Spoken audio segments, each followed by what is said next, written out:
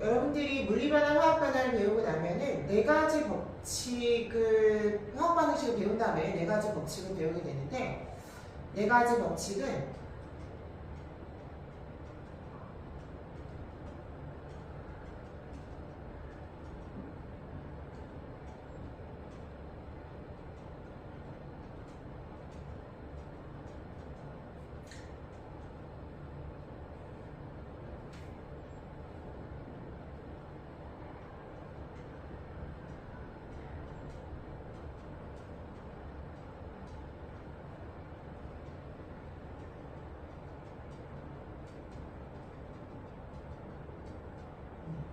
이 네 가지를 배우게 돼요. 이 네 가지 법칙을 여러분들이 이제 서로 항상 이런 게 같은 게 나오면 알고 계시겠지만 비교를 해서 일단 팀으로 묶고 그 팀으로 묶은 거에서 비교점을 찾고 또 그 팀 안에서 또 비교를 하셔가지고 그렇게 외우시는 게 가장 좋아요. 하나하나 따로따로 외우면은 개념을 이제 전체적으로 외웠다가 다 잊어버릴 수 있으니까 좀 비교를 하면 차이점을 비교를 하는 게 좀 외우는 게 좀 쉽죠. 질량과 일정성 분비의 법칙은 일단 화학반응식 안에서의 질량에 대한 얘기예요. 그 다음에 아보가드로의 법칙과 기체 반응의 법칙은 기체에 대한 내용이거든요. 그래서 부피에 대한 내용인데 특별히 스페셜하게 얘는 기체 부피입니다. 기체 부피에 대한 내용. 기체. 그래서 참고적으로 얘기하면 이때 이제 기체라는 애는 기체는 여러분들이 조금 다루기 쉬운 물질의 상태는 아니에요. 고체나 액체는 어떤 딱 묶어져 있기 때문에 우리가 이런 데다가 담을 수 있잖아요. 담을 수 있고 고체는 만질 수 있고 근데 기체는 담았다고 해가지고 이게 어떤 양이다라고 정확하게 얘기할 수가 없어요. 왜냐하면 여러분들 1학년 때 배웠다시피 온도와 압력에 따라서 기체 부피는 상당히 다양하게 변해요. 그래서 우리는 기체 부피라는 건 항상 컨디션을 조절을 해줘야 되는데 그거는 이제 STP라고 해요. 그래서 스탠다드 템퍼레이처 앤드 프레셔 해서 온도와 압력을 항상 명시를 해줘야 돼요. 온도, 압력이 이럴 때 부피가 이랬다라고 명시를 해주는 거죠. 기본적으로 스탠다드 템퍼레이처 앤 프레셔는 0도씨 1기압을 기준으로 하기는 하거든요. 그래서 우리는 이 0도씨 1기압에 나오는 기체 부피를 그냥 아이디얼한 상태에서 나오는 아이디얼 가스라고 얘기를 하고 보통 이제 일반적으로 이상 기체를 기준으로 해서 기체 부피를 나누기는 해요. 근데 그 상태에서 부피를 나눈다고 생각을 하고 계셔야지 뭐 기체 부피가 그냥 딱 픽스돼서 이렇다라고 생각을 하시면 안 되고 우리는 항상 편하게 배우는 걸 먼저 가장 기본적인 내용을 배우니까 모든 컨디션을 딱 정해진 딱 픽스된 공간 안에서 배우는 게 먼저라고 생각을 하시면 돼요. 그래서 그 안에서 이제 배우게 된 거예요. 그거에 대한 이제 법칙이 아보가드로에 대한 법칙이고 아보가드로는 아마 들어봤었을 텐데 네이버에서 한번 이분 얼굴 한번 찾아보세요. 되게 화학을 잘하게 생겼어요. 화학을 하시는 분들의 그 특징이 상당히 좀 꼼꼼하셔야 돼. 예민하고 꼼꼼해야지 실험에 오차 같은 거를 줄여서 최대한 오차 없이 하는 게 화학에서는 제일 중요하기 때문에 아보가드로 법칙은 아보가드로 한번 보시는 게고요. 자, 선생님이 먼저 설명할 거는 여러분들 질량과 무게를 좀 구분을 잘 못하기 때문에 질량과 무게를 이 시간에 짧게 설명을 하고 갈게요. 자, 일단 질량 대 무게. 질량은 뭐예요? 정의상 물질의 고유한 양입니다. 그리고 고유라는 말을 함부로 쓰지 않아요. 고유는 뭐예요? 뭔가 태생적으로, 천성적으로 타고난 거죠. 내가 얻었다기보다 내가 태어날 때 이미 쓰고 나왔어. 선천적으로. 유전자 같은 거죠. 그쵸? 엄마, 아빠. 태어나니까 엄마, 아빠가 있어. 내가 선택한 게 아니야. 그치? 고유한 양이라는 건 뭐냐면 고유는 그냥 정해져 있는 양이라는 거. 고유 명사고 이름이잖아요. 그쵸? 안에 쓰여져 있는.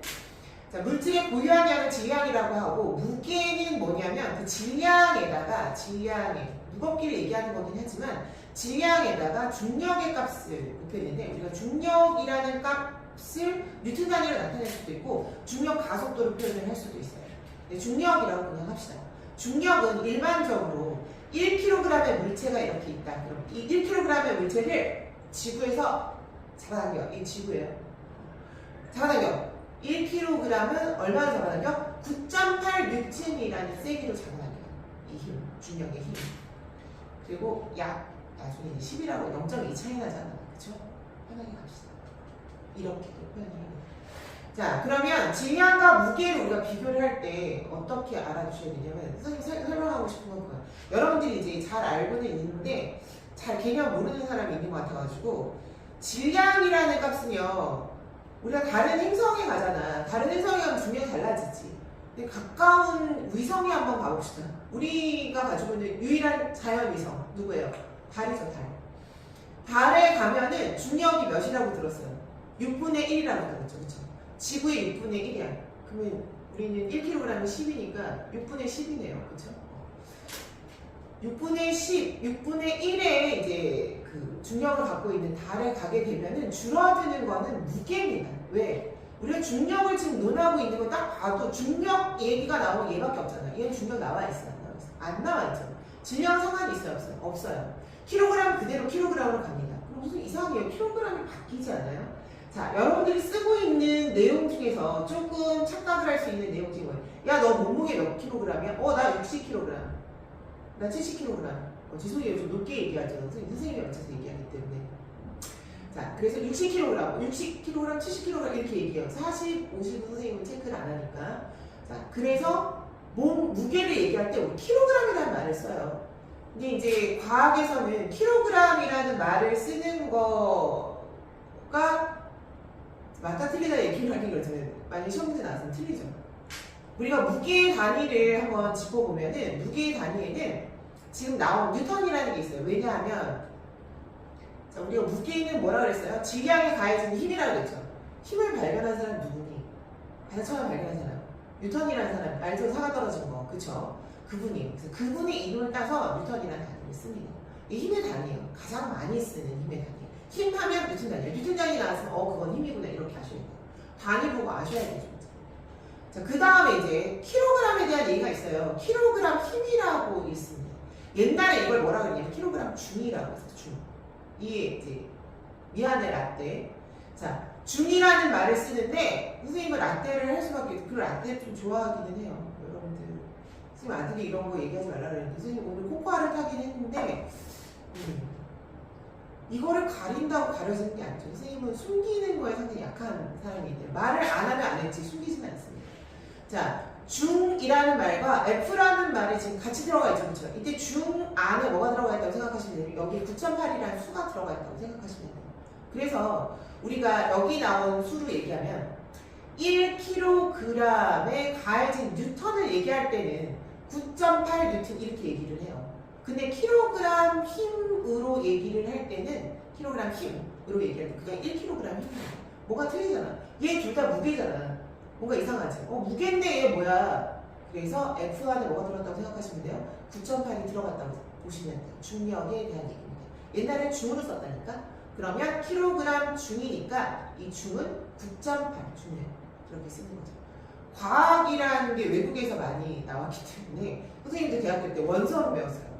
원서로 뭐 지금도 뭐 다들 원서를 배우지만 선생님 때 그 원서들은 상당히 지금에 비하면 되게 네이키드하다 그래야 되나?